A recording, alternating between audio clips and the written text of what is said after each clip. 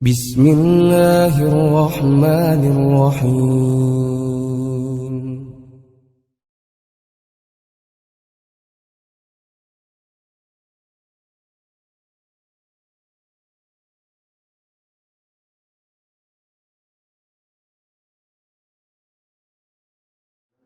Alhamdulillah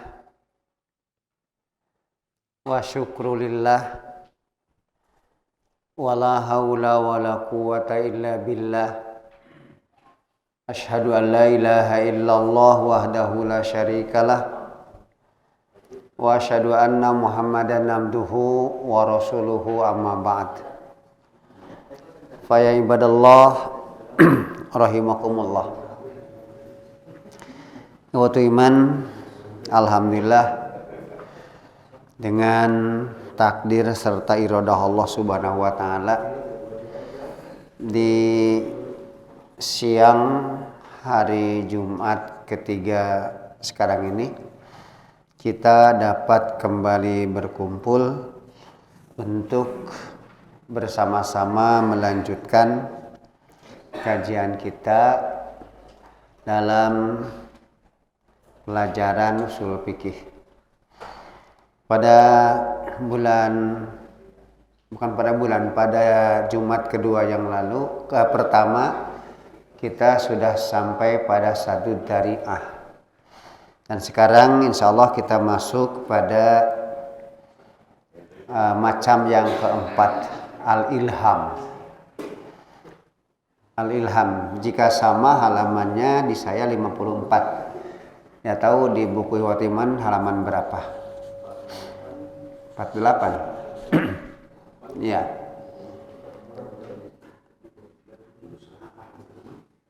Ya. Kita mulai melihat tulisan yang sudah ada di buku yang Watiman memegangnya masing-masing. Bismillahirrahmanirrahim. An-naw'ur rabi'u al-ilham. Macam yang keempat adalah al-ilham. Kemudian di bawahnya ada al-ilhamu. Ilham huwa adalah ma'ulqiya. Arti asal ulqiya dilemparkan. Ini bisa arti ulqiya ini diberikan, disampaikan atau dimasukkan. Ulqiya. Al-ilhamu, ilham huwa adalah ma'ulqiya yang diberikan, yang disampaikan fil qalbi dalam hati. Jadi bukan pada akal, tetapi diberikan pada hati. Min wijdanin, berupa insting, naluri, insting gorizah. Dalam hal ini lebih dekat diartikan perasaan, wijdan, perasaan hati.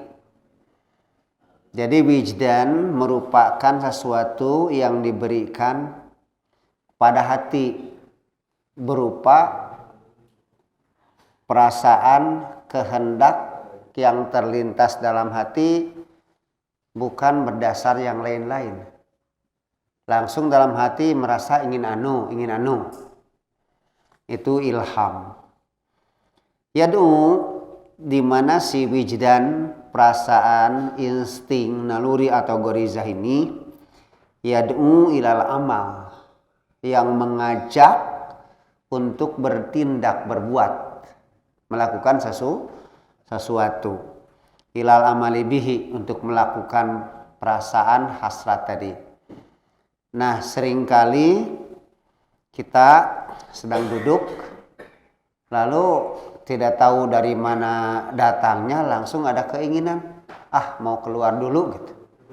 Hati ada perasaan seperti itu, lalu kita ikuti perasaan itu ilham. Ya. Kemudian yang namanya ilham min ghairil istidlal, tanpa memerlukan dalil. Yang namanya ilham tidak memerlukan dalil. Apa dalilnya? Nggak ada. Dasarnya nggak ada. Itu merupakan perasaan hati yang diberikan oleh Allah kepada manusia. Hati-hati, bukan sebatas perasaan yang diberikan oleh Allah. Di sini ada komentar nanti. Iya. Tanpa mencari dalil. Bi ayatin, dengan sebuah ayat pun tidak menuntut mencari apa dalilnya, dasarnya nggak ada. Wala nadharin, juga tidak memerlukan nadhar, penelitian, tidak dipahami, diresapkan, diteliti, tidak. Nah, pi hujjatin, tidak memerlukan penelitian dalam hujahnya, dalam alasannya, mengapa begitu, mengapa ini, tidak ada. Jadi sesuatu yang langsung dikenakan, ditimpakan pada hati. Dari hati itu ada perasaan ingin melakukan sesuatu. Ini sering kita rasakan. Lalu dengan perasaan itu kita terdorong untuk melakukan apa yang terlintas dalam hati tadi. Itu ilham. Tanpa mencari dalil, tanpa memerlukan penelitian lebih lanjut, enggak. Untuk hujahnya langsung saja seperti itu ilham. Nah, ketika kita sedang duduk, terserah duduk melamun, duduk ngobrol, duduk menunggu, terserah. Lalu dalam hati langsung ada perasaan, kok ingin ke depan dulu. Ingin ke depan dulu, misalkan ke pinggir jalan, ada hasrat seperti itu. Lalu si hasrat yang timbul pada hati tadi mendorong kita untuk pergi ke pinggir jalan. Itu namanya ilham. Perlu cari dalil enggak? Perlu diteliti? Enggak. Hujahnya langsung itu saja diberikan. Nah, itu ilham namanya. Apalagi kalau ilham disebut wahyu, sih bukan. Ini perasaan merupakan insting, naluri, gorijah yang dikenakan kepada hati. Di mana perasaan itu mendorong kita untuk melakukan yang dirasakan, yang dikehendaki oleh hati tadi. Nah, ilham. Kemudian ada penegasan di bawah, karena ilham bukan wahyu, bukan dalil, maka wahuwa laisa bihujjatin. Yang namanya ilham tidak merupakan hujah, tidak merupakan kekuatan hujah, tidak. Ya. Maka fala yajuzul amalu bih. Tidak boleh mengamalkan ilham sengaja harus diamalkan. Misalkan ingin ke depan, mau tidak mau harus saja, tidak begitu. Nah, li'anna ma yaqa'u fil qalbi, sebab apa yang terjadi, yang kena pada hati itu, qad yakunu minallah, ada kalanya datang perasaan ini dari Allah. Ada kalanya. Seperti dalam firman Allah Ta'ala surat Asy-Syams ayat 8, Fa'al a'udzubillahi minasyaitonirrajim falhamaha fujuraha wa taqwaha. Lalu Allah mengilhamkan kepada nafsun itu fujuroha, untuk melakukan yang pujurnya, jahat-jahatnya. Juga Allah mengilhamkan, memberi hasrat, keinginan, watakwaha, ketakwaannya. Jadi diri manusia Allah sudah memberikan ilham kepadanya, baik ilham itu hasrat ingin melakukan fujur atau hasrat itu keinginan untuk melakukan ketakwaan, kepengen dibawa, diberikan kepada orang tersebut. Lalu apakah harus melakukan langsung bahwa ini saya diberi ilham untuk melakukan kedurhakaan, langsung diamalkan saja? Jangan.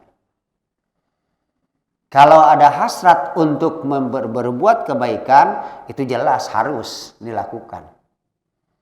Kenapa? Yang namanya kebaikan tentu membawa orang pada kebahagiaan.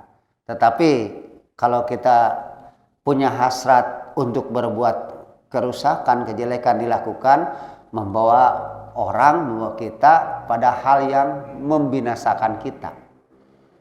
Karena itu berdasar ilham semata-mata, pada pokoknya tidak boleh dilakukan. Itu. Nah, selanjutnya kita lihat lagi. Wa qad yakunu, dan ada kalanya ilham itu terjadi datangnya minasyaiton, dari setan, yang disebut bisikan itu. Lalu berdasar pada firman Allah Ta'ala Al-An'am 122, wa innasyayatina layuhuna ila auliyaihim, dan sesungguhnya setan-setan layuhuna, betul-betul mereka suka memberi ilham, memberi rasa ingin, ya, kepada siapa? Kepada aulia ihim, ila auliyaihim, pada pemimpin mereka, orang-orang, diberi bisikan, dorongan, keinginan hati untuk melakukan hal-hal yang jahat, yang jelek. Iwatiman, kalau kita melihat hadis, dalam hadis nyatakan, jika kamu punya keinginan, baru dalam hati kan, punya keinginan untuk melakukan kebajikan, cepat ucapkan alhamdulillah. Alhamdulillah.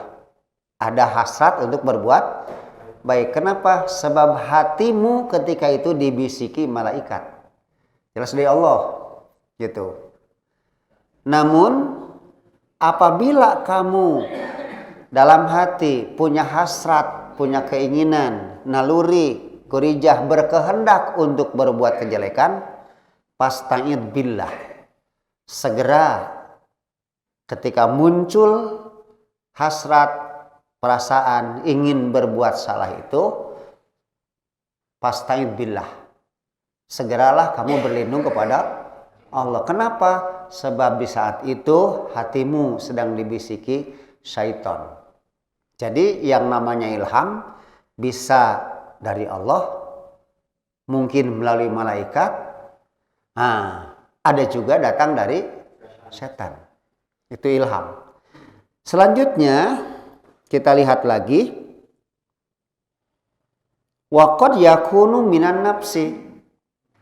Ada kalanya ilham itu datangnya dari diri sendiri, bukan dari bisikan malaikat, tidak dari bisikan syaitan, tapi hasrat diri sendiri.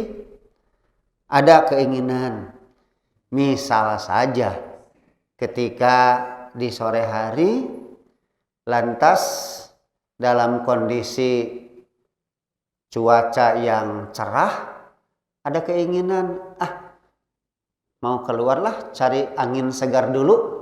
Itu jelas tidak perlu mencari malaikat atau setannya gitu kan. Nah, itu dari diri sendiri keluar. Nah, iwatiman, ini berdasar firman Allah dalam surat Qaf ayat ke-16, di sini tertulis, wa na'lamu ma tuwaswisu bihi nafsuh. Dan aku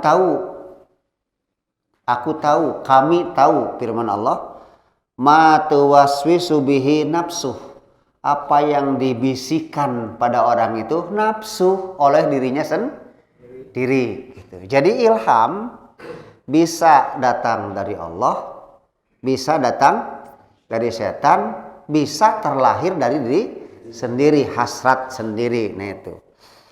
Karena itu tidak perlu mencari dalil, tidak perlu mengoreksi, meneliti. Nah, selanjutnya dinyatakan di sini fama yakunu minallah yakunu hujjah. Kalau memang itu datangnya dari Allah, ya jadi hujjah. Dorongan berbuat baik yakin menuju pada kebaikan gitu kan. Nah, kemudian wa ma yakunu minasyaiton awin nafsi, atau ilham yang terjadi datangnya dari setan, mungkin juga dari diri sendiri, maka la yakunu hujjatan. Itu tidak jadi hujjah.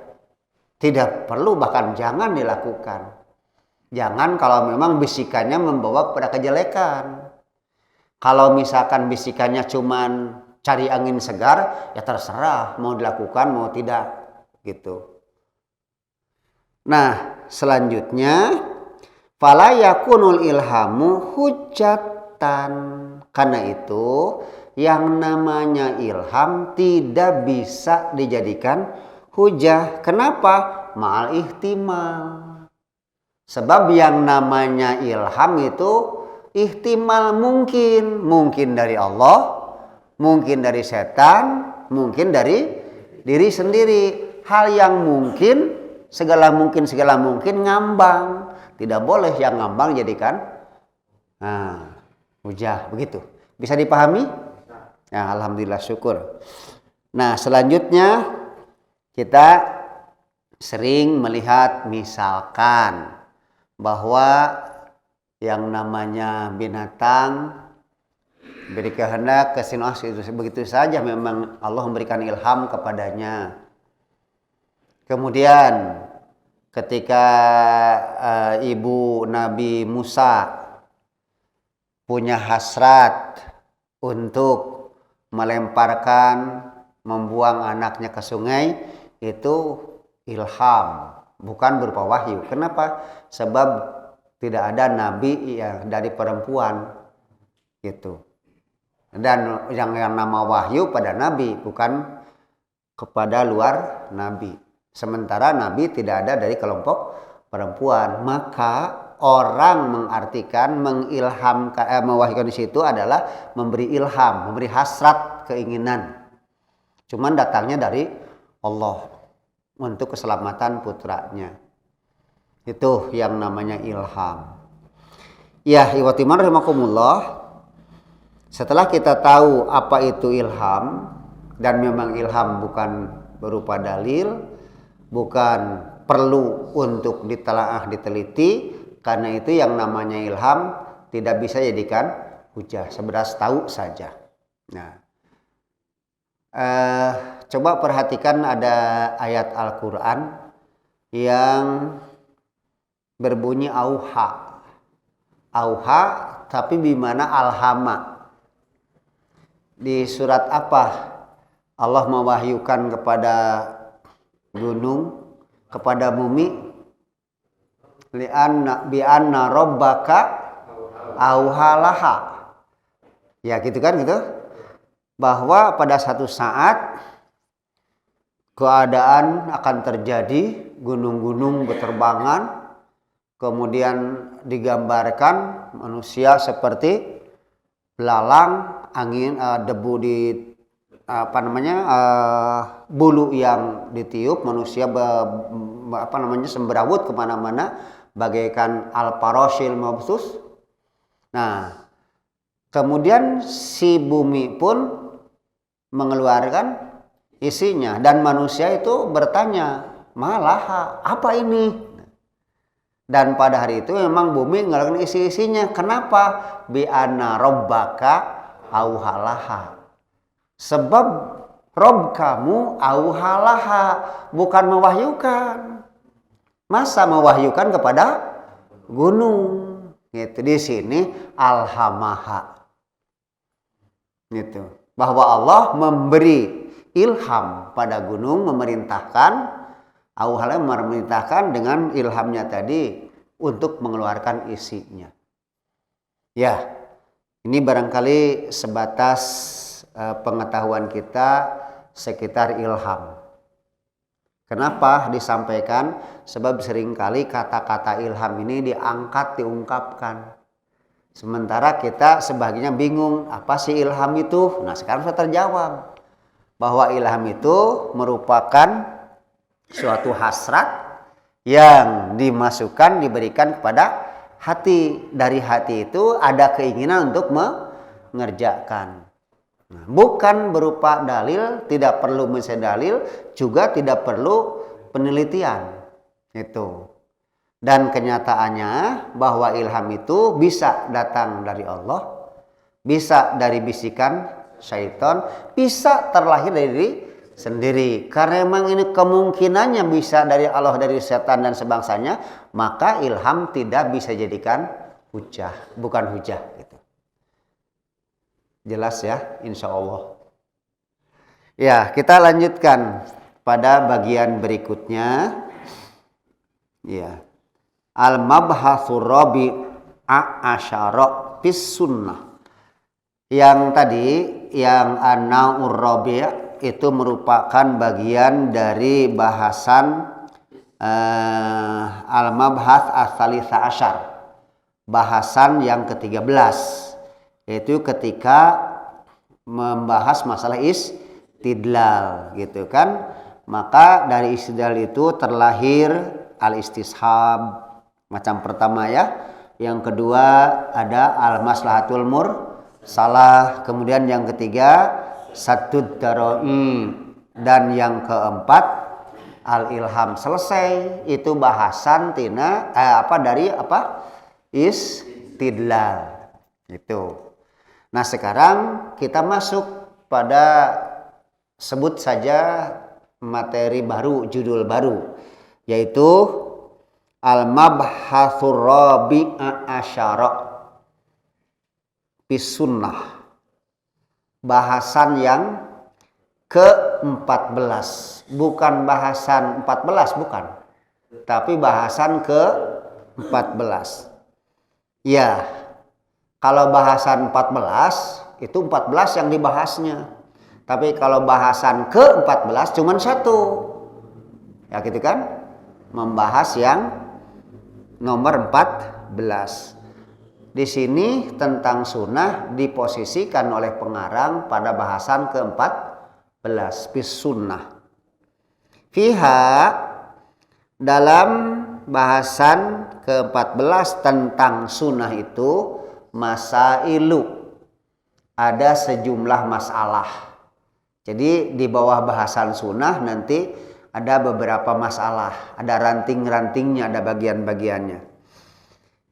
Al-mas'alatul ula fi haddiha. Masalah yang pertama mengenai had, batasan, definisi, ta'rif, ma huwa sunnah. Apa sunnah itu? Batasan sunnah itu apa?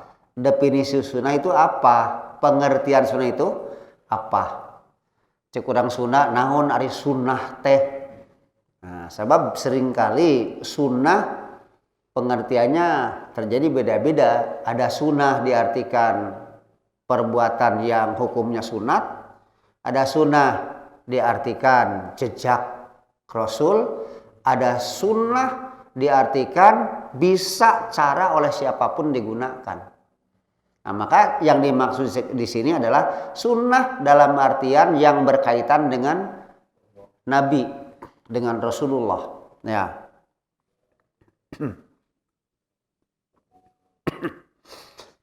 Apa batasan sunnah dalam usul fikih?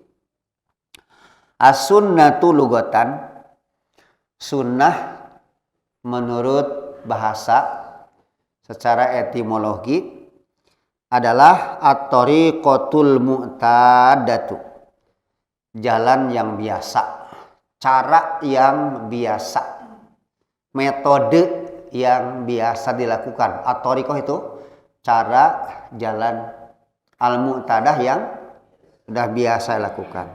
Awit tariqatul mahmudah.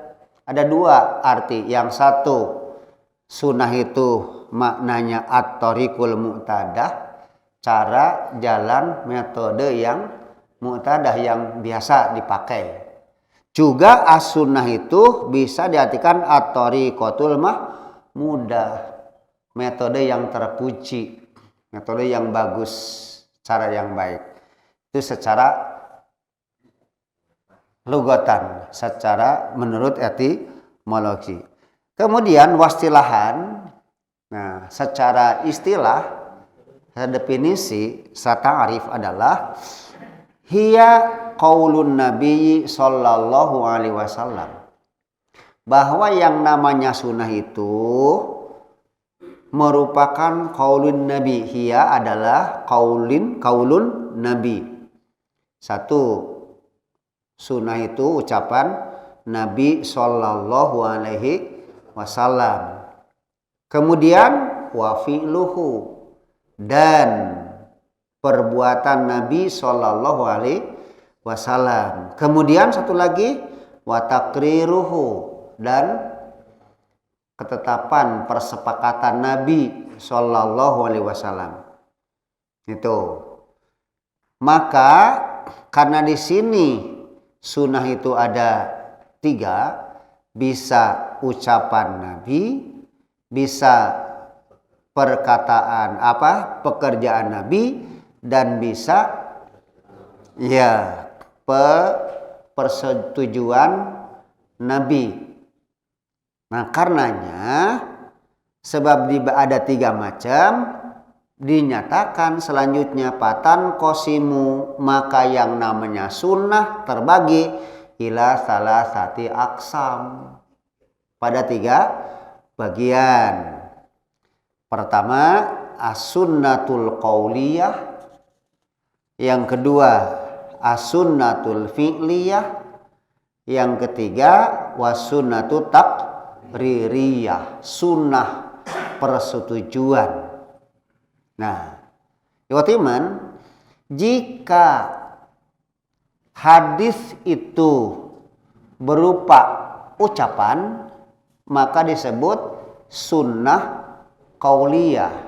Kalau mau menggunakan hadis, sudah boleh gunakan. Jadi hadis fi'li gitu. Hadisun fi'liyun.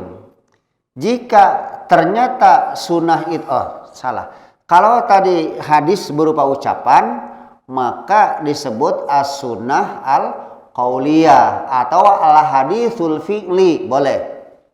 Nah, sekarang jika ternyata yang namanya hadis itu berupa pekerjaan Nabi, menerangkan pekerjaan Nabi, perbuatan Nabi, maka disebut as-sunnatul fi'liyah atau al-hadisul fi'li. Itu. Jika ternyata hadis itu di dalamnya menerangkan perbuatan sahabat, Rasul tahu, kemudian tidak dilarang, tidak dihalangi, dibiarkan saja, itu menunjukkan Rasul setuju.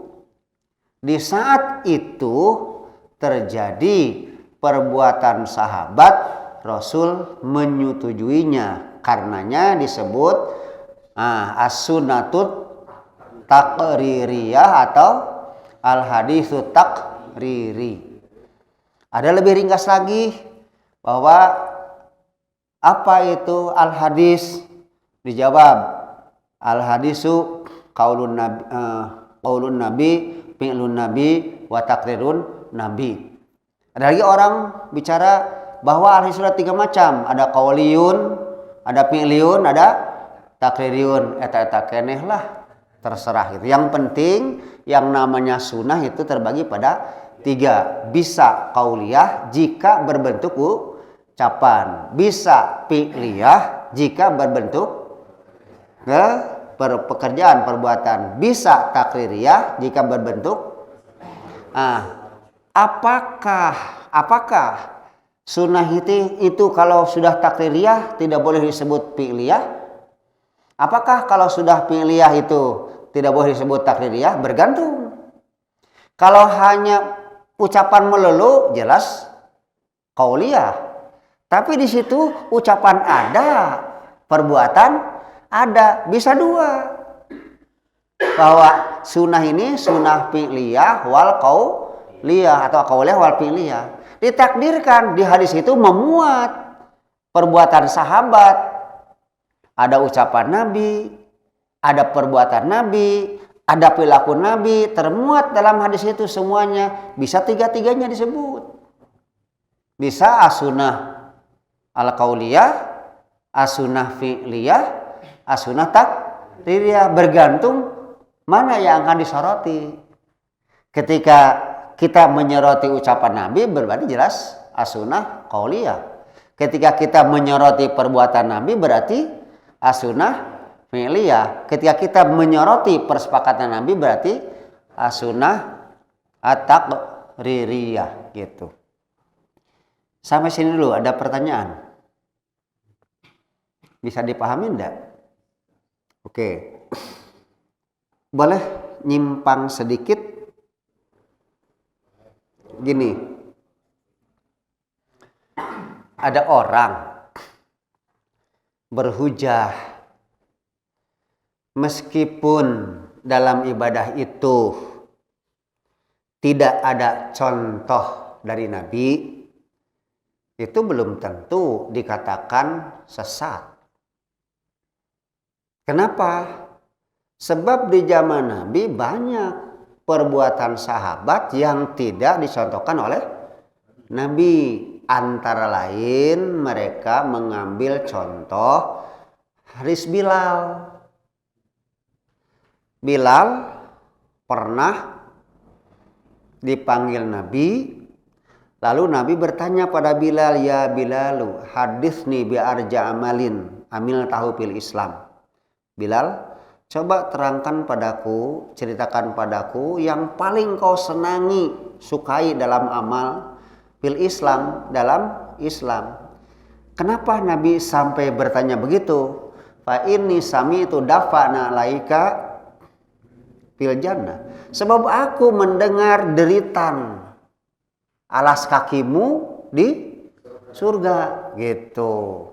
Ternyata juga Bilal adalah Bilal menjawab kepada Nabi, ya Rasulullah, saya tidak pernah bersuci baik siang ataupun malam, melainkan saya sholat 2 rakaat. Dengan bersuci itu kan ke? Setelah bersuci saya tidak pernah meninggalkan sholat 2 rakaat. Nah, mereka menjadikan hujah. Ternyata Bilal pun tidak mencontoh Nabi. Yang penting asal baik saja, kan surga tuh jaminannya. Kenapa mesti larang-larang? Sepintas pernyataan ini, oh iya benar ya gitu.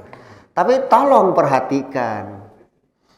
Mereka itu menyandarkan pada takrir Nabi, persepakatan Nabi. Ya kita tidak menolak, iya. Itu Bilal. Nabi menyepakati. Kenapa? Nabi masih hidup. Kalau Nabi sudah tidak ada, siapa yang menyepakatinya? Gitu kan? Apalagi sudah ada dalil al-yauma akmaltu lakum dinakum. Di saat itu Bilal melakukan agama dalam proses penyempurnaan. Gitu kan? Nah, penyempurnaan terserah, maka bisa saja melalui perbuatan sahabat, ucapan sahabat, Nabi mengetahui dan disetujui. Gitu. Kenapa? Pada saat itu agama dalam proses penyempurnaan. Antara lain semacam siapa yang makan daging biawak? Khalid bin Walid kan? Khalid bin Walid makan daging biawak.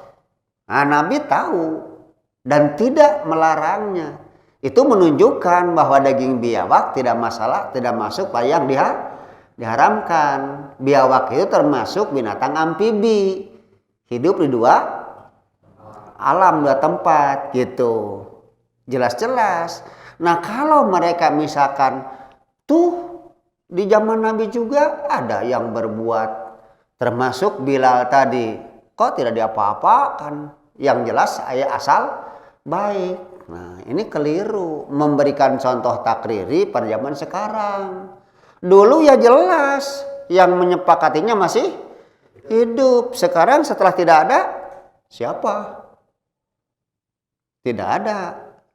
Dan sudah selesai pengakuan menerapkan perbuatan-perbuatan baru setelah Nabi meninggal dimasukkan kepada istilah takriri itu kadaluarsa. Harusnya orang yang menambah itu hidup di zaman Nabi gitu. Itu ya. Ini tambahan saja sebagai gambaran suatu waktu kemungkinan ikhwatul iman mendapat jawaban seperti itu dari orang-orang yang suka berbuat hal-hal yang di luar contoh Nabi. Nggak apa-apa, yang penting niatnya baik saja gitu, nggak apa-apa dengan alasan ini antara lain. Bilal pun melakukan di luar contoh Nabi. Nah, ini kaitannya dengan takririyah. Baik ikhwatul iman, ada pertanyaan dulu? Jelas masalahnya? Nah, kalau sudah jelas kita masuk pada berikutnya ya. Tadi masalah pertama tentang had, definisi, batasan, sunnah secara lugatan dan secara istilahan, secara etimologi dan juga secara terminologi. Selanjutnya al-mas'alatu tsaniyatu, masalah yang kedua. Masalah yang kedua di bawah bahasan sunnah, bukan di bawah bahasan yang lain, bukan. Masalah kedua di bawah bahasan as-sunnah. Allah fi hujjatiha, mengenai hujahnya. Bagaimana sunnah ini kekuatan hujahnya, bisa dijadikan boleh atau tidak, mutlak bisa dijadikan. Nah gitu. Bagaimana yang namanya sunnah ini, kedudukan hujahnya. Maka kita lihat sekarang. Wa annahu qadit tafaku, atau wa innahu qadit tafaku. Sebentar, innahu sebab hu domir tidak ada kembalinya kemana. Itu yang begitu dalam ilmu nahwu disebutnya apa? Domir sya'an. Domir sya'an. Tidak perlu dikatakan sesungguhnya dia, tidak perlu. Sebab tidak ada dianya kembali kemana, kan gitu. Gitu. Langsung saja innahu, langsung saja bahwa. Tidak perlu bahwa dia, tidak perlu diartikan begitu. Itu domir sya'an. Innahu qad ittafaqu, bahwa sudah sepakat mereka. Siapa mereka? Para ahli ya, para ahli fikih. Nah, ittafaqu, mereka para ahli fikih sudah sepakat ala annaha, bahwa sunnah itu hujjatun. Jadi hujjah. Wa annaha, dan sesungguhnya hujjah sunnah tadi, dan sesungguhnya sunnah tadi kal Quran, seperti Al-Quran. Jika Quran mutlak bisa dijadikan hujjah, maka sunnah pun jelas sama bisa digunakan jadi hujjah. Bahkan bukan bisa, harus jadikan hujjah. Fit tahlil, dalam mengharamkan, menghalalkan, wa tahrim, dan menghalalkan, harus dijadikan hujjah. Mana dasarnya? Dasarnya ini, qala Allah Ta'ala, Allah Ta'ala telah berfirman, wa ma atakumur rasulu fakhudhuh wa ma nahakum anhu fantahu. Apapun yang didatangkan oleh Rasul padamu, yang dicontohkan oleh Rasul padamu, fakhudhuh, ambillah itu oleh kamu, ambil. Wa manahakum anhu, dan apapun yang Rasul larang kamu dari persoalan itu, pantahu, nalah kamu berhenti, menjauhi.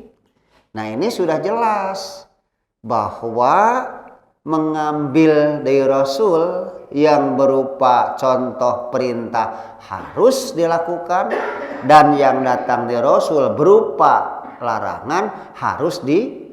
Nah, dengan ini jelas bahwa sunnah itu dalam artian sumber hukum jelas jadi hujah. Jadi hujah. Dasarnya Al-Quran ini, entah lain. Nah, ibu rahimakumullah, saya punya sedikit tambahan. Di satu saat, kalau tidak salah Ibnu Mas'ud menerangkan bahwa Allah melaknat istri yang memakai sobrah. Tahu sobrah? Nah itu, bahwa Allah melaknat istri yang memakai sobrah. Terus dia melarang, tidak bolehkan. Ada seorang ibu, langsung ibu ini menyampaikan rasa penasarannya, tidak setuju dengan pernyataan Ibnu Mas'ud. Ya Abdullah, kamu ngomong seperti itu berdasar Quran atau berdasar sunnah? Hadis. Ibnu Mas'ud menjawab, itu berdasar Quran. Si ibu ternyata hafal Al-Quran. Dia langsung mengejar Ibnu Mas'ud. Aku baca Al-Quran, hafal. Huruf demi huruf, ayat demi ayat, aku hafal semua. Aku tidak menemukan tentang larangan sobrah. Kan itu, aku tidak menemukan dalam Al-Quran masalah sobrah. Gitu. Ya, Ibnu Mas'ud mengatakan, ya itulah nih. Saya menggunakan Al-Quran, menggunakan As-Sunnah. Kalau nenek misalkan menjawab tidak menemukan dalam Al-Quran, apa nenek hafal surat Al-Hasyr? Bukan hafal lagi. Betul-betul itu merupakan makanan utama, gitu kan? Nah, memang si nenek ahli menghafal. Coba katanya baca ayat ke-7. Dibaca oleh si nenek. Wa ma atakumur rasulu khudhu wa ma nahakum anhu. Tuh, begitu kata Quran. Jadi tentang sobrah itu ya dalam Quran, ya dalam sunnah. Ya Nabi itu mendatangkan tentang sobrah, begitu hukumnya. Sementara perintah buat kita dari Allah, ambil yang di bawah Nabi, tinggalkan yang dilarang. Nah gitu. Baru si Nabi mengerti, oh iya. Nah itu ikhwatiman, bahwa yang namanya hadis itu, sunnah itu jadi hujah. Bahkan bisa disebutkan seperti. Pertanyaannya, kalau seperti mutlak sama enggak? Kata seperti mutlak sama enggak? Dari satu sisi tidak sama mutlak. Misal kita ambil contoh. Aduh, murid ini, anak ini kayak gurunya. Dari sisi apanya?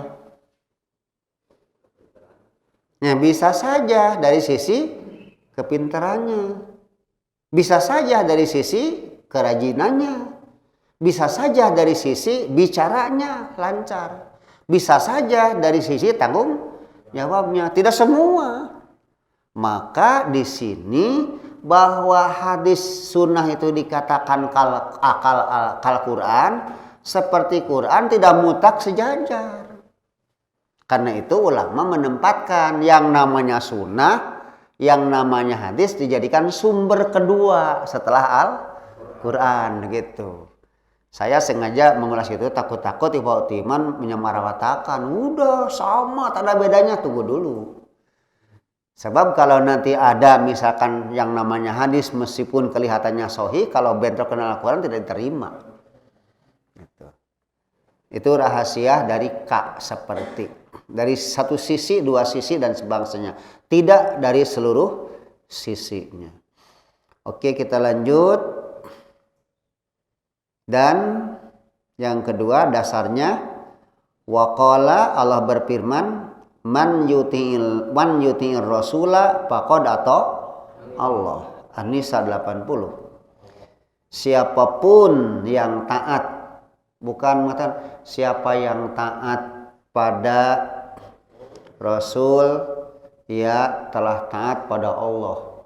Pakai penegasan siapapun. Siapapun. Itu penegasan, nanti jawabnya faqad. Jadi ketika menerjemahkan syarat dan isim syaratnya, fi'il syarat dan jawab syaratnya, harus ada penegasan. Mayyuti'illah, siapapun yang taat Rasulah, yang taat pada Rasul, faqad, jawabnya sungguh, maka sungguh, atau Allah, dia sudah taat kepada Allah. Jadi jelas taat kepada Rasul itu sungguh telah taat kepada Allah. Kenapa? Kenapa orang yang taat kepada Rasul sungguh taat kepada Allah? Kenapa? Ya? Sebab taat kepada Rasul itu diperintah oleh Allah. Sebentar, kita taat kepada Rasul itu semata-mata taat kepada Rasul? Bukan. Bukan semata-mata taat kepada Rasulnya, bersambung kepada Allah. Kita diperintah taat kepada Rasul. Lalu kita taat pada Rasul, hakikatnya taat kepada Allah, gitu. Kalau ada petugas datang pada kita, memberikan perintah dari atasan. Ini petugas, Pak, kata atasan Bapak ini. Itu sih itu. Lalu kalau kita menerima tugas itu, hakikatnya nurut pada petugas atau pada atasan? Pada atasan. Sama kalau kita tidak nurut kepada petugas ini, hakikatnya menolak, tidak taat kepada atasan, gitu. Jadi taat kepada Rasul dipandang sebagai taat kepada Allah. Kenapa? Sebab taat kepada Rasul merupakan perintah Allah. Gitu. Jelas? Oke, kita lanjutkan. Wa qala an-nabiyyu sallallahu alaihi wasallam, dan Nabi sallallahu alaihi wasallam telah bersabda. Sabdanya adalah, ala wa inni utitul qur'ana wa mislahu ma'ahu.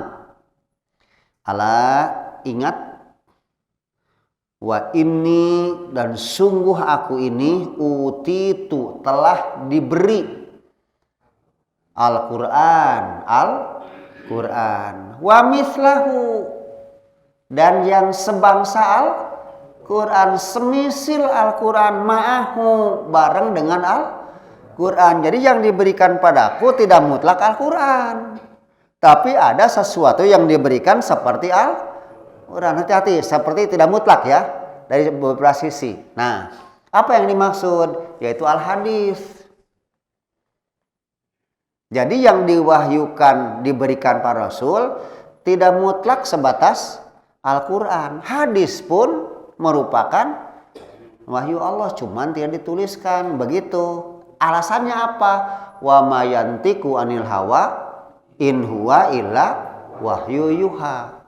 Jadi Nabi diberi dua, Al-Qur'an langsung wahyu, maka hadis juga merupakan wahyu, cuman tidak dimasukkan pada Al-Qur'an, langsung pada Nabi. Nabi tidak pernah berbicara dalam hal ini, berbicara ibadah. Kalau berbicara urusan masalah nanam korma dan sebangsa itu lain, bukan berdasar wahyu, bukan kan? Sama ketika menghadapi pertempuran, itu Nabi bercerita, menyampaikan aturan, bukan berdasar wahyu. Karena itu ketika terjadi menghadapi musuh untuk bertempur, itu kan ada hasrat keluar, gitu kan? Keluar dari Madinah. Sahabat bertanya, Rasul ini wahyu atau bukan? Rasul nyatakan bukan. Kalau begitu, menurut saya lebih baik bertahan di dalam, bikin parit. Nabi mengerti, oh iya, udah diterima. Kenapa? Bukan wahyu. Nah, yang namanya keterangan yang berkaitan dengan masalah ibadah itu yakin wahyu. Tapi dengan urusan keduniaan itu, iya. Maka Nabi pun mengatakan, urusan dunia antum a'lamu. Anda lebih tahu. Tapi urusan agama, Pak Iyaya, kembalikan padaku. Gitu. Watiman begitu ya. Jadi Rasul menyatakan dasarnya, maka aku sudah diberi apa? Al-Quran, dan yang seperti Al-Quran bersama Al-Quran itu, maksudnya Al-Hadis, diriwayatkan oleh Abu Dawud, At-Tirmidzi, yaitu utitu mislahu minas sunnah. Aku telah diberi yang seperti Al-Quran itu minas sunnah, berupa sunnah. Minnya bayaniyah, berupa sunnah, bukan litab'in. Minas sunnah, berupa sunnah. Allati lam yantiq bihal Quran, yang tidak diomongkan oleh Al-Quran, yang tidak disebutkan dalam Al-Quran. Itu. Allati lam yantiq bihal Quran, yang tidak diucapkan, yang tidak dituliskan, yang tidak termuat di dalam Al-Quran. Itu.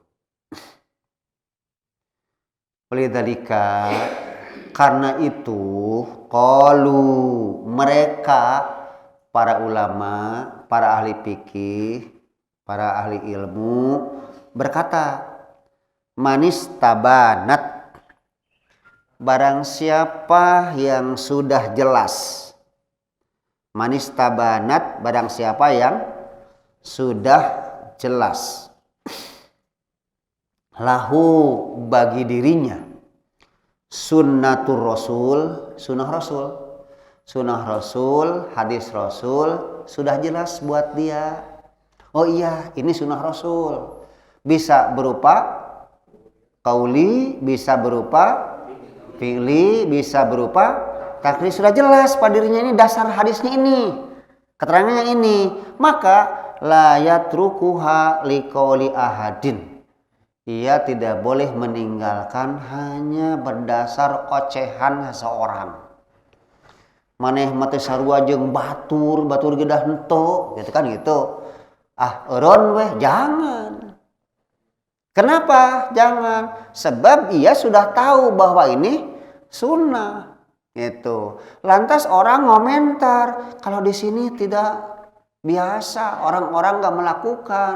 Udah, jangan karena ucapan orang lantas dia berhenti. Jangan, jalan terus. Kenapa? Sebab dia tidak melaksanakan dasar ucapan orang, tapi dia melaksanakan sunnah tadi, gitu. Nah, pendeknya begini, barang siapa yang sudah tahu dalil, ya gitu, lalu dia mengamalkan berdasar dalil itu. Ada orang yang mengomentari, bahkan mencegahnya, itu jangan diikuti omongan orang, jangan ditinggalkan perbuatan itu, jalan terus, gitu. Ini ucapan para ahli ilmu. Iya, itu yang namanya Allah misalkan mengilhamkan pada orang berbuat kejelekan, itu sebagai ujian. Ya, itu sebagai ujian. Ketika misalkan dia ada hasrat dari ini untuk berbuat bisa enggak menghadapinya, gitu. Jadi selamanya berupa ujian. Itu. Iya. Ya, begini. Kita sholat istikharah, minta pilihan. Kan sudah dibacakan doanya. Ya Allah, saya ini minta dipilihkan berdasar ilmumu. Jika menurutmu ini baik, tolong takdirkan buat saya. Tapi jika menurut ilmumu, pengetahuan ini salah, jelek, maka jangan dikenakan pada saya. Akan tetapi saya diberi rasa ridho dengannya. Ridho yang tadi dialamatkan atau ridho yang tidak boleh, gitu kan. Dan saya berharap tolong ya Allah kami tunjukkan, berikan pada kami yang baik buat kami atau buat saya. Nah gitu. Lantas dalam hati misalkan beratna teh kasih eta gitu kan. Duh ieu teh naon ieu teh beratna kadinya. Jol hate teh kadinya we terus. Pertanyaannya, ini ilham bukan? Gitu. Mangga. Iya. Tapi ada kalanya justru perasaan itu langsung berat masalahnya gitu kan. Berat nih masalahnya, kayaknya nggak sanggup menghadapi itu, udahlah mundur saja. Nah ini ilham bukan? Apa itu? Sekarang pertanyaannya, mau disebut wahyu bukan? Kan gitu? Disebut wahyu ya? Bukan. Sebab bukan nabi. Iya, petunjuk, betul, petunjuk ilham. Petunjuk yang berupa perasaan untuk meninggalkan, itu betul, termasuk ilham. Gitu. Cuman ilham ini terus dasarnya berdasar dari permohonan kita, mohon dimudahkan dan segala macam. Ada kalanya perasaan tidak ikut, cuman ternyata kok jalan itu mudah banget gitu kan itu. Kalau yang kita minta adalah Fakdur huli kan gitu. Tentukan buat saya haitsu makana, bagaimanapun keadaannya, mudahkan dan sebangsanya. Itu sudah diminta. Maka ketika Allah memberikan jalan bahwa kita mudah ingin melakukan itu, jelas itu ilham. Kenapa? Kita tidak berani bahwa itu wahyu. Menyaya orang balaenah jadi nabi gitu. Ya bagus seueuh zaman oge gitu kan. Itu betul. Menurut saya ilham itu. Kalau menentukan bacaan surat Yasin, bagaimana kaitannya dengan menentukan bacaan seperti baca surat Al-Ikhlas, An-Nas, Al-Falaq ketika mau tidur, gitu kan? Nah, itu dibaca ketika mau tidur misal. Kemudian ada kaidah yang namanya Al-Ikhlas itu disuruh dibaca bukan karena sebabnya ada yang bertanya, bukan, misal. Tapi yang jelas itu al-ibratu bi umumil lafzi la bi khusus sabab. Yang namanya pelajaran itu bergantung kepada umumnya lafaz, bukan dikarenakan sebab. Kenapa dalil tadi kok keluar? Sebab ada yang bertanya, misalkan. Nah, sekarang dijawab itu. Nah, bukan masalah bertanya dan tidaknya. Karena itu persoalannya Yasinan pun tentukan saja meskipun tidak ada yang bertanya. Misal, masalahnya bukan ke sana. Kalau persoalan menentukan bacaan Al-Ikhlas itu dasar dalilnya sudah ada, dipakai itu. Dalilnya itu. Sementara untuk baca Yasin tentukan dalilnya mana, itu saja masalahnya. Ya. Jadi bukan al-ibratu bi umumil lafzi la, bisa bukan. Persoalannya dalilnya itu sudah ada jelas. Yang ini ada dalilnya enggak gitu. Kalau tidak dalilnya ya sudah tidak ada. Nanti orang karena masalahnya misalkan udahlah bi umumil lafzi saja, bisa saja nanti sekelompok orang justru membuat aturan sebelum tidur sudah kita harus baca bukan surat Yasin Al-Baqarah sampai selesai. Misalkan ini adalah bagus belum tidur ditentukan. Nah, itu masalahnya. Baca Quran bagus enggak? Ya bagus. Lalu menentukan inilah yang jadi masalah. Gitu. Jadi ada orang sudah ibadah haji bahkan berkali-kali sholat di Masjidil Haram itu sering. Sementara ada keterangan bahwa sholat di Masjidil Haram itu sekian ratus ribu kali dibanding dengan sholat di luar Masjidil Haram. Sama di hadis Nabi Nabawi bahwa ratusan kali lebihnya dibanding dengan sholat di luar Masjidil Nabawi. Ieu jelema mineng ibadah haji, mineng sholat Masjidil Haram, balik ka Indonesia jumahan ge tara. Nah, da geus ka geus tutup ku di ditu. Nah, yang tadi justru masalahnya kata seperti itu mutlak sama enggak? Kan gitu. Orang yang sholat di Masjidil Haram pahalanya sekian ribu kali dibanding dengan sholat di luar Masjidil Haram. Nah, masalahnya dalam artian menutup kewajiban sudah selesai atau lipat ganjarannya. Itu masalah. Nah, maka kalau diartikan bahwa sholat yang semacam itu sudah dipahami mengganti sholat-sholat yang lain karena sudah terbayar di Masjidil Haram, itu berarti dia meninggalkan perintah salat. Kan itu. Perintah salat itu akan bentrok dengan keterangan. Beda antara kafir dan bukan kafir adalah as-sholah. Tarkus sholah, meninggalkan salat. Gitu. Di sini jelas pendapatnya salah, sebab di situ anjurannya melupakan betapa besar pahala salat di Masjidil Haram. Bukan berarti setelah sholat di Masjidil Haram 1000 kali sholat di Indonesia henteu da geus kajawab itu. Nah, itu keliru dalam pemahaman. Tetap saja gitu. Iya.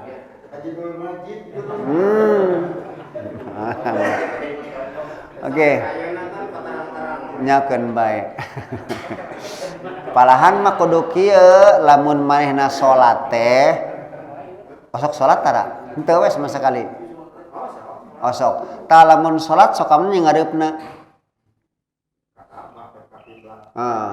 Maneh masalah kitu pengalaman maneh teh ulah ka kulon wae salat teh. Ngareup ka wetan kitu.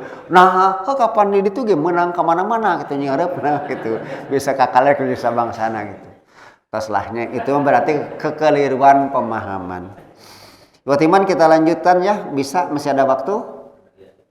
Oke, kemungkinan masih ada ya. Al-mas'alatus salisati fis sunnah al-qauliyah. Masalah yang ketiga mengenai sunnah al-qauliyah. Tadi kita tahu ada sunnah qauliyah, ada sunnah fi'liyah, ada sunnah. Nah, sekarang kita masuk pada masalah ketiga, yaitu masalah fis sunnah al-qauliyah, tentang sunnah ucapan. Watu sama aidon khobaron. Sunnah qauliyah suka disebut juga khobar, berita. Siapa yang berkata? Rasul. Lalu kita mendengar nggak? Kita mendengar nggak? Yang bersabda siapa? Rasul. Sekarang kita mendengar dari Rasul? Enggak, kata orang, gitu kan? Kata orang, Rasul berkata begini, maka sunnah qauliyah disebut juga khobaron, berita. Artinya, kalau dianggap berita nanti ada masalah. Kalau begitu, yang namanya berita belum tentu benar. Nah, ini untuk mempagari itu. Jika sunnah qauliyah dimasukkan pada berita, sementara yang namanya berita atau khobar bisa benar bisa salah. Karena itu kalau hadis berbentuk khobar, ya udah mungkin salah mungkin benar. Nah, ini untuk memagari ini. Jangan sampai terjadi menggunakan bahwa khobar itu bisa benar bisa salah lalu terapkan pada hadis, pada Quran. Ini ke situ atau apanya bahasannya. Maka lahir sebuah tema aqsamul khobar. Ada? Nah, jadi hadis qauliyah suka disebut khobaron. Kemudian khobar dibagi-bagi. Lahir pada bahasan aqsamul khobar. Bagian-bagian khobar. Wayan qasimu mutlaqul khobari ila salasati aqsamin. serta yanqasim terbagi. Mutlakul khobar, sebutan buat khobar itu ya, mutlaknya sebutan buat khobar itu terbagi ila salasati aqsamin. Ringkasnya yang disebut khobar ada 3 rupa gitu, ada 3 macam. Itu mutlakul khobar, penyebutan, disebutnya khobar, diumumkannya khobar, itu terbagi kepada 3 bagian. Al-qismul awal, bagian yang pertama, khobar itu ada yang bersifat al-maqtu'u bisidqihi. Al-maqtu'u bisidqihi, yang sudah pasti benarnya. Watiman sebentar, ini perlu dilihat dulu nih. Sebelum masuk ke sini, coba perhatikan. Al-aslu fil khobar, pokok dalam khobar, dalam berita, yahtamilu sidqo wal kadhiba lidatihi. Itu yang pokok. Bahwa yang namanya berita, yang namanya khobar, itu mengandung benar dan salah. Mengandung benar dan dusta. Gitu kan? Kalau ternyata di Bandung tadi ada tabrakan, kan gitu. Berita ini bisa benar bisa salah. Gitu kan gitu. Nah, ternyata memang ada tabrakan di Bandung itu, disebut sidqul khobar. Gitu. Tapi ternyata di Bandung tidak ada tabrakan, maka disebut kizbul khobar. Gitu. Yang namanya khobar, datnya sendiri mengandung 2. Bisa benar, bisa salah. Nah, itu pokoknya. Lalu, apakah setiap khobar itu bisa disebutkan mengandung benar dan salah? Di sini pagarnya terjadi. Jangan sampai tertelan dengan istilah ilmu ma'ani bahwa al-khobaru itu ma yahtamilu sidqa wal kadhiba lidatihi. Umani mengatakan bahwa yang namanya khobar yaitu yang mengandung benar dan dusta dan tidak benar, datnya sendiri. Artinya bisa benar, bisa salah, bisa bohong gitu. Nah, lantas hati-hati, kaidah yang itu jangan pukul rata. Pokoknya asal khobar bisa benar bisa salah. Nah, tadi hadis qauli itu dianggap khobar. Kalau begitu hadis qauli bisa benar bisa salah. Nah, ini untuk memanggari ini.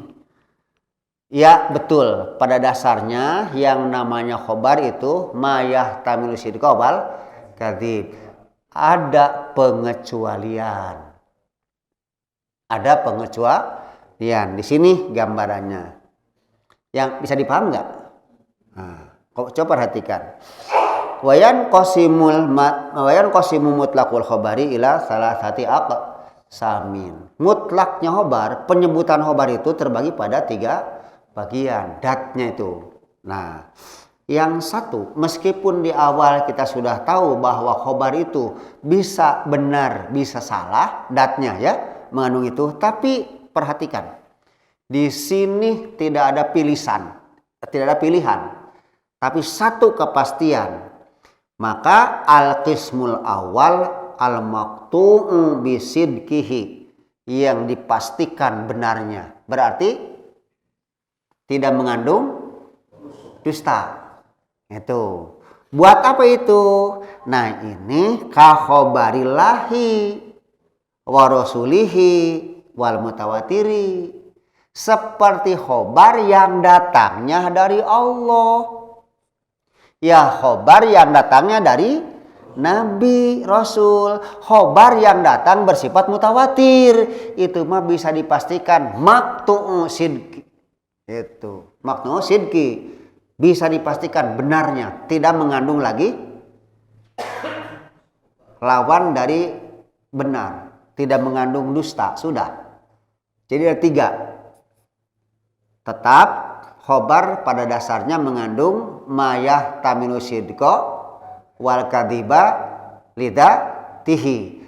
Dikeluarkan secara pasti, tidak mengandung lagi itu, yaitu 3. Hanya dipastikan benar bila datangnya dari Allah. Bila datangnya dari Rasul. Yang ketiga, bila datangnya mutawatir.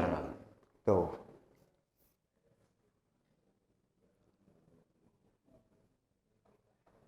Maaf, contohnya kalau Allah memberitahukan kepada manusia, misalkan antara lain berita dari Allah bahwa Allah menyatakan khalaqal insana min sulalatin min tin. Allah telah menciptakan manusia dari sulalah min tin, dari saripati tanah. Berita bukan? Nah, lalu apa kita akan menggunakan itu bisa benar, bisa tidak? Gitu kan? Mungkin saja Allah membuat suatu saat manusia bukan di sulalah min tin, tapi sulalatin min hadid, gitu kan itu. Dari saripati tanah besi, enggak begitu. Itu mutlak maqtu'us sidqi. Tidak ada keraguan. Maaf, Al-Qur'an menyatakan sebagai bukti yang tidak bisa dibantah tadi tentang nutfah sulah benar, diakui oleh semua, termasuk teori-teori belakangan mengakui. Contoh yang paling hebat, maaf, yang paling ihwatu iman saling kenal tentang manusia akan mati apa? Kullu nafsin dha'iqatul maut. Itu khobar bukan? Khobar. Mau ragu-ragu? Bisa benar, bisa tidak, gitu kan gitu. Ragu enggak? Tidak ragu lagi. Itu maktu sidqi.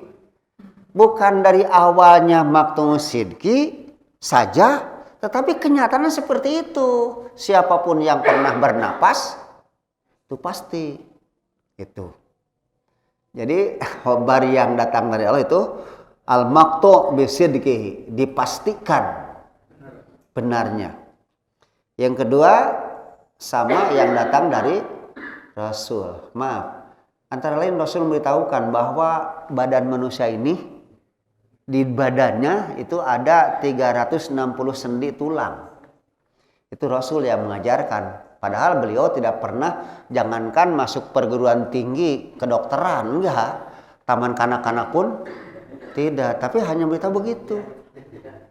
Gitu. Mau percaya atau tidak? Ragu, buktikan.